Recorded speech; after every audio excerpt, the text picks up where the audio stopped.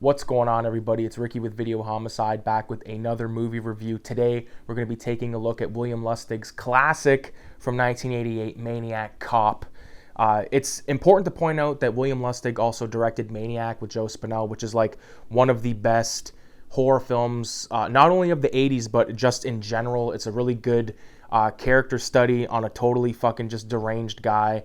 And if you've not checked out Maniac, definitely check that flick out. It's top-notch stuff, great special effects all around, and again, directed by William Lustig. So it's also important to point out that this film was written and produced by Larry Cohen of It's Alive and God Told Me To, among other films he's been a part of.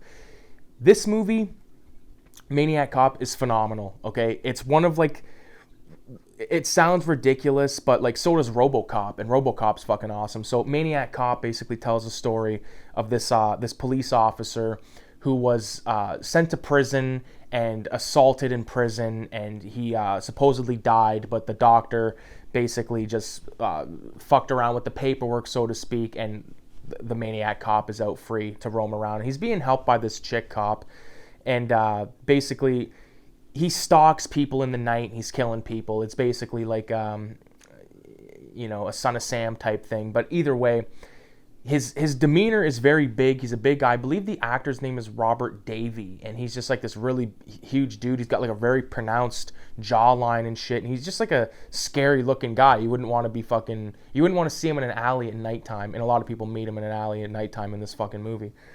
Bruce Campbell is like the leading man of the movie. He's a cop that's fucking around on his wife and this and that, and his wife ends up killing herself, and he's accused of these murders and shit, and of course he gets out of jail with the aid of this girl and this other woman cop, and it's just a fun ride. There's a lot of good fun kills in it. I really like the backstory of the Maniac Cop, and with this movie, I would recommend you going into it with like the same kind of mindset you might go into watching any other Bruce Campbell film. Like, it's not a horror comedy, but there's some parts that are maybe unintentionally funny, or just because we're brainwashed into thinking certain things in horror films are funny, even though they're not. Like, when I went and saw Chainsaw Massacre in theater, there was way more laughing than I thought there was going. I knew there was going to be laughing at like cheesier parts, like especially with Franklin and all that shit, but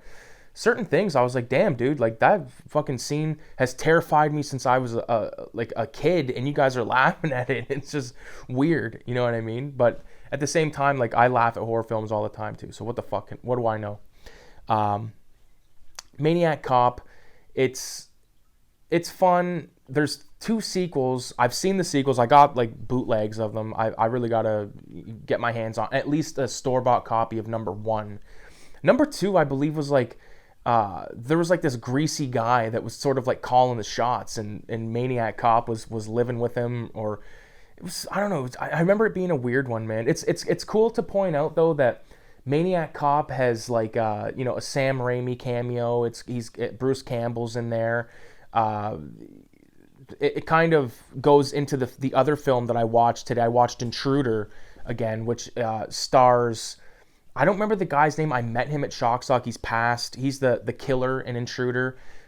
He's great, man. I love him. And again, like, he was in Evil Dead 2 with Bruce Campbell, and Sam Raimi's in Intruder, and so is Ted Raimi, who was Henrietta in Evil Dead. So I feel like all those Detroit guys, like, they kind of are tight-knit, you know what I mean? And that's cool because it gives them a certain type of flavor, like, oh, that's those Sam Raimi and those Detroit fuckers, or that's Romero and those Pittsburgh guys, or, whoever from California, or it's really cool. It's same with music, you know what I mean? Like, every area has their different type of music. They have their different type of arts and shit like that. So that goes same with film. I don't know. I had a good time today. I watched like 4. I also watched Video Dead, but I wasn't really paying attention because I was working on a piece, and it's the thing is, I like Video Dead, but I fucking hate the acting in that film. I think it's shit. My dad never seen it before, and he's like, "What the fuck?" He's like, he's that one girl. He's like, "What an actor!" I'm like, "I know. She should have won the fucking Academy Award for just shit." But fun stuff. Intruder's good, or Video Dead's good. We also, what the fuck else? We watched like 4 movies. It was fucking unreal. I had to write them down. So we watched Maniac Cop, Video Dead, Intruder, and I could have swore there was one more, but I don't know. I guess it was just 3 movies today. So there you have it. My little review of Maniac Cop. Highly recommended. Again, there's like a really cool scene with like this parade happening, and like the thing is like everyone's afraid of police, and I should have I didn't really get into my favorite part of this film. One of my favorite parts of the film is when there's this woman driving down the street, presumably home.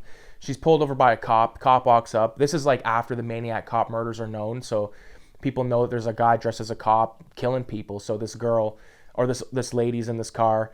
Cop comes up and she just shoots him in the head, and it ends up being like a little kid, or not a little kid, but like a like a young kid police officer, like in his early 20s, and that was a hardcore moment. So headshots all around. Fuck yeah, man. Leave a 666 in the comments. Thanks for watching, and adios. See you in the next one.